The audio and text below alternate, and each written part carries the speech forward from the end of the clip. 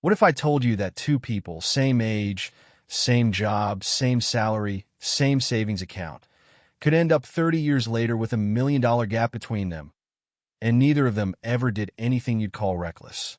No risky investments, no lottery ticket, no inheritance, no crypto bet that either ruined them or made them rich. Just one decision, made in their early 30s, that quietly compounded for 3 decades until the gap between them became too large to ignore. One of them bought a house, the other one didn't. And by the end of this video, you're going to understand exactly where that $1 million came from, because it's not where you think it is. Pause. Stay with me, because the answer is going to surprise even the homeowners watching this. Let's meet our two people.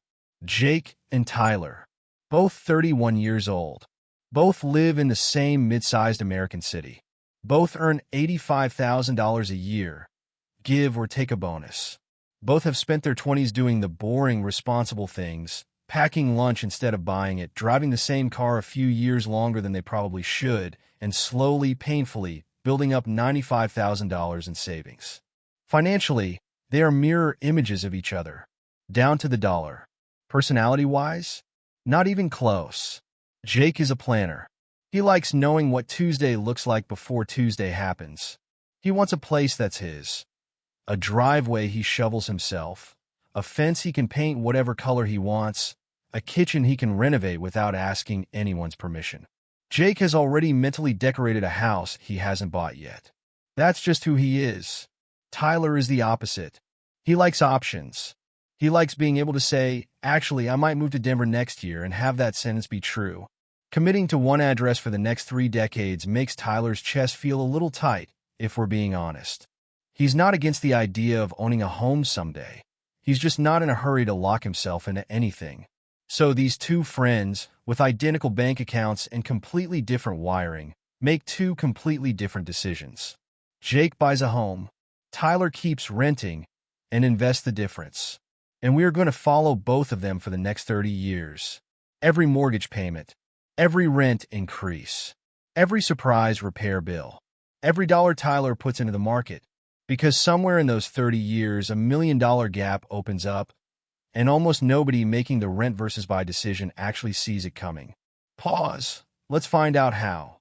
After 4 months of house hunting, for months of Sunday open houses, and roughly 200 listing photos that made small rooms look enormous through the magic of a wide-angle lens, Jake finds it. 4 bedrooms, 2.5 bathrooms, a backyard just big enough to justify buying a lawnmower he will use 6 times a year. He puts in an offer. It's accepted. The house costs $400,000. Jake puts down 20%. That's $80,000. Leaving him with a $320,000 mortgage. But here's the part nobody warns you about at the open house. The down payment is not the finish line. There's also closing costs, lender fees, title insurance, home inspection, prepaid property taxes, and somewhere around 40 pages of paperwork that Jake signs with the quiet confidence of a man who understands absolutely none of it. Closing costs typically run 2% to 4% of the purchase price. On a $400,000 home, that's somewhere between $8,000 and $16,000. For this comparison, let's put Jake's closing costs at $12,000. So before Jake has unpacked a single box, he has already spent $92,000 of his $95,000 in savings, $80,000 on the down payment, $12,000 on closing costs. He has $3,000 left in the bank and a house full of empty rooms. He locks in a 30-year fixed mortgage at 6.75%. His monthly principal and interest payment comes out to roughly $2,075. But that's not the whole monthly bill. Add property taxes, about $367 a month. Add homeowner's insurance, around $130 a month. And Jake, being the planner that he is, sets aside another $333 a month for maintenance, roughly 1% of the home's value per year, because he already knows that homeownership comes with a never-ending group chat between him and disaster. Total monthly housing costs for Jake, around $2,905. Now here's Tyler's version of the same month. Tyler rents a comparable 4-bedroom house nearby for $2,400 a month. No property taxes, no homeowner's insurance. And if the furnace decides to stage a dramatic death in the middle of January, that's a phone call to the landlord, not a $4,000 invoice with his name on it. That leaves Tyler with $505 extra every single month compared to Jake. And instead of spending it, Tyler does something most people say they'll do, and almost nobody actually does. He invests it every month straight into a broad stock market index fund. And that $95,000 he didn't spend on a down payment, that goes into the market too on day one. This is the moment the video actually starts. Because right now, both of these strategies look completely reasonable. The real story is what happens over the next 30 years. And it is not a straight line for either of them. Before we go any further, we need to deal with a sentence you have definitely heard before, probably from a relative at a holiday dinner. Renting is just throwing your money away. It sounds true. It feels true. It is mathematically mostly nonsense. Here's why. In Jake's very first mortgage payment, $1,800 of his $2,075 payment is pure interest. Only about $275 actually reduces what he owes and builds equity. The rest of his $2,905 monthly cost, taxes, insurance, maintenance, builds him precisely zero equity. It simply disappears the exact same way rent does. So out of Jake's $2,905 a month, only around $275 is building wealth in that first year. Everything else, $2,630 a month, is the cost of having a roof over his head. Just like Tyler's $2,400 in rent is the cost of having a roof over his head. Calling rent money down the drain while treating mortgage interest, property tax, insurance, and a leaking roof as some kind of investment isn't financial wisdom. It's just creative accounting that homeowners tell themselves to feel better at parties. Pause. Both men are paying for shelter. Only one of them is also buying a very slow, very illiquid asset. Keep that in your back pocket. It matters later. Fast forward 3 years. Jake has made 36 mortgage payments. He's learned the first real lesson of homeownership. The second you own the walls, every strange noise becomes a financial emergency. One Saturday afternoon, the water heater gives up. Jake, a man of confidence rather than competence, watches a 14-minute YouTube video titled "Fix Your Water Heater in Under an Hour. Anyone can do this." 90 minutes and one minor flood later, he calls a professional. The bill, $640. Thankfully, this is exactly what the maintenance fund was built for. After 3 years of payments, Jake's mortgage balance has dropped from $320,000 to roughly $309,500. He's paid down about $10,500 in principal, which, let's be honest, is not exactly thrilling after 36 payments. But here's where the story gets more interesting. Assuming the home appreciates at a modest 3.5% per year, Jake's $400,000 house is now worth somewhere around $443,000. Subtract what he still owes, and Jake is sitting on roughly $133,000 in home equity. That's real, tangible wealth. Not bad for 3 years. Now let's check on Tyler. Tyler has paid $86,400 in rent over those 3 years. Money he will never see again, in the same way Jake will never see his interest, tax, and insurance payments again. But Tyler's original $95,000 stayed invested the entire time. At a 9% average annual return, that lump sum alone has grown to roughly $123,000. Add in the monthly contributions Tyler's been making with his rent savings, and his total portfolio after 3 years sits at approximately $148,000. So here's the scoreboard at year 3. Jake has $133,000 in home equity. Tyler has $148,000 in a portfolio he could liquidate by Thursday if he wanted to. Pause. Close. Surprisingly close. And this is exactly the point in the story where most rent versus buy videos stop. Right when it's still a toss-up. But we're not stopping here. Because the next 27 years are where this thing actually gets decided. That here's what happens as the years roll on, and it's the part almost nobody accounts for when they're arguing about this online. Jake's principal and interest payment is frozen, locked at $2,075 a month for all 30 years, no matter what inflation does, no matter what happens to the housing market, no matter how expensive milk gets. That fixed payment is arguably the single most underrated feature of a 30-year mortgage. But frozen mortgage payment doesn't mean frozen cost of owning a home. As the property value climbs, Jake's property taxes climb with it. Insurance premiums creep upward. And as the house gets older, the repair bills stop being quirky character and start being structural. Meanwhile, Tyler's cost is doing the opposite of frozen. It's climbing every single year.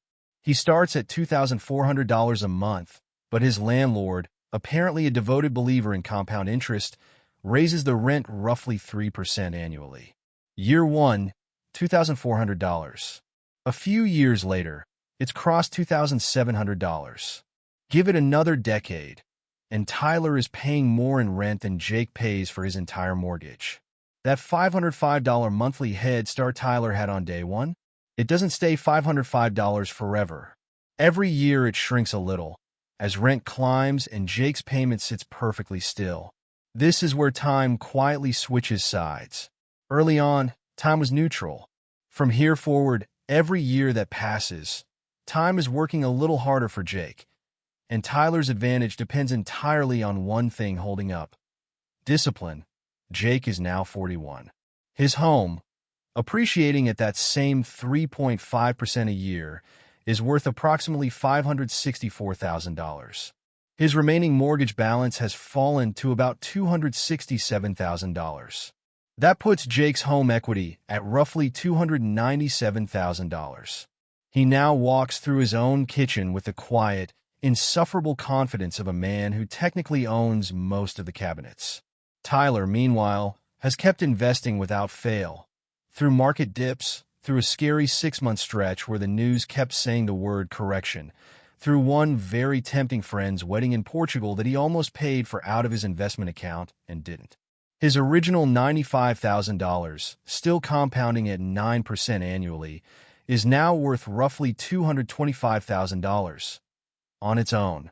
Add 10 years of monthly contributions, shrinking a bit each year as rent rises, but still adding up, and Tyler's total portfolio after a decade sits at approximately $410,000. So at year 10, Jake, $297,000 in equity. Tyler, $410,000 in liquid investments. Tyler is still ahead. Beat, but look closer because the shape of the race has changed. His rent has now crept past $3,200 a month, over $700 more than Jake's frozen mortgage payment.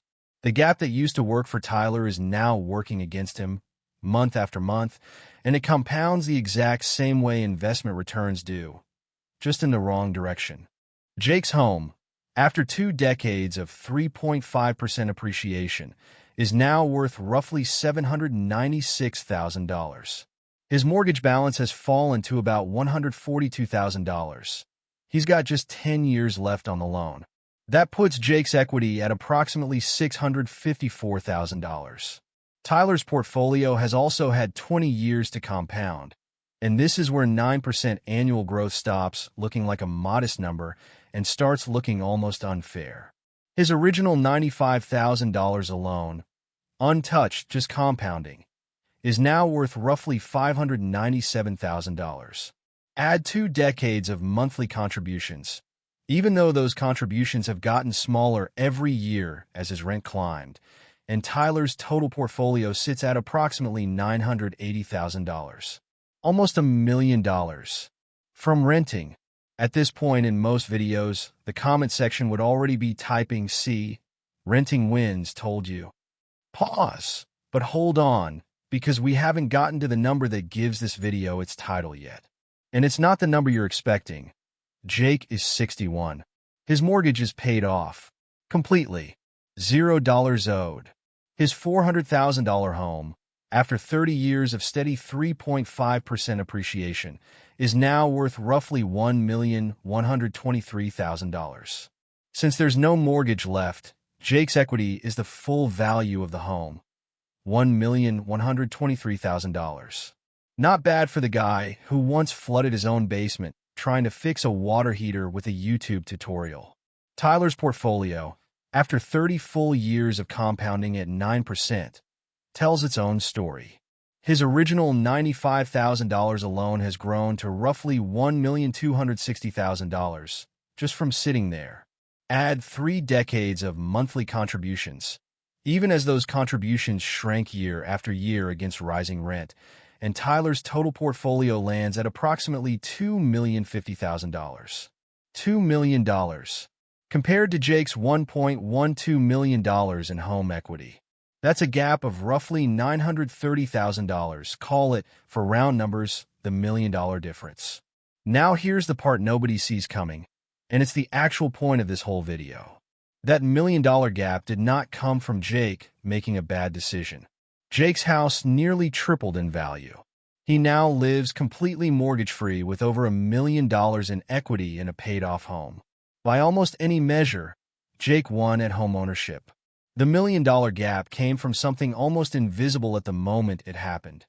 The compounding of Jake's original $95,000 that he spent on a down payment and closing costs versus the same $95,000 left untouched in the market for 30 years.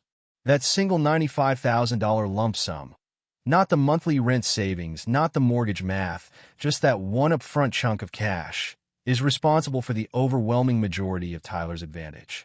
It's called opportunity cost, and it is the single most underestimated number in every rent versus buy debate on the internet. Nobody puts it in the spreadsheet because it doesn't feel like a cost. It feels like a down payment. It feels responsible. It feels like the opposite of losing money. But every dollar that goes into a down payment is a dollar that stops compounding somewhere else. And over 30 years at market average returns, that stopped compounding is worth almost $1 million. Pause. That's the number nobody sees. Not because it's hidden, because it's silent. That if you're a homeowner watching this and you're currently drafting an angry comment, take a breath, because we're not done. Net worth on a spreadsheet is not the same thing as a life. Here's what that spreadsheet conveniently leaves out. Access. Jake's $1.12 million is sitting in walls, pipes, and a roof. He cannot sell 12% of the guest bedroom to pay for a medical emergency.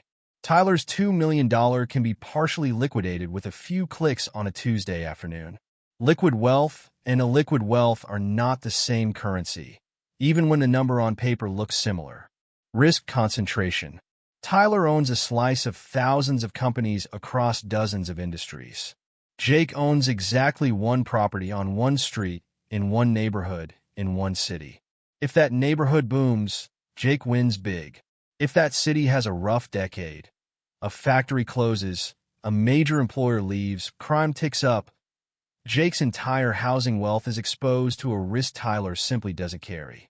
Homeownership isn't diversified. It's the opposite of diversified. Forced discipline. This one cuts the other way, and it's the biggest asterisk on Tyler's entire strategy. Every single one of these numbers assumes Tyler actually invested that $505 a month head start every month for 30 years without fail. In real life, that's incredibly rare. The market drops 25% and people panic sell. A friend's wedding needs a $2,000 flight. A new phone comes out. Life happens, and I'll start investing seriously next year becomes the most expensive sentence in personal finance. Jake never had that option. His bank auto-deducted his equity building every single month, whether he felt disciplined that day or not. A mortgage is forced savings with a gun to your head, figuratively. Tyler's plan only works if Tyler actually has the willpower most people claim to have, and very few people actually demonstrate for 3 decades straight. Le quemaron su vestido de novia, frente a sus propios ojos. La llamaron inútil, y la enviaron lejos, como quien tira algo que ya no sirve. La mandaron a fregar suelos en un rancho al borde de la ruina. Pero nadie sabía lo que ella escondía. Un hombre roto por la deuda. Una mujer con un secreto que podía salvarlo todo. ¿Qué pasa cuando subestiman a la persona equivocada? Lo que empezó como una humillación, se convirtió en la historia de una venganza silenciosa. Y cuando su propia familia regresó a reclamar lo que le había pertenecido a ella, ya era demasiado tarde. Esta es una historia de traición, coraje y el poder de una mujer a la que nadie vio venir. Si te gustan las historias del viejo oeste con giros que te dejan sin aliento, suscríbete ahora, activa la campanita, y únete a nuestra comunidad VIP, porque lo que viene después, no te lo puedes perder. La historia completa comienza ahora.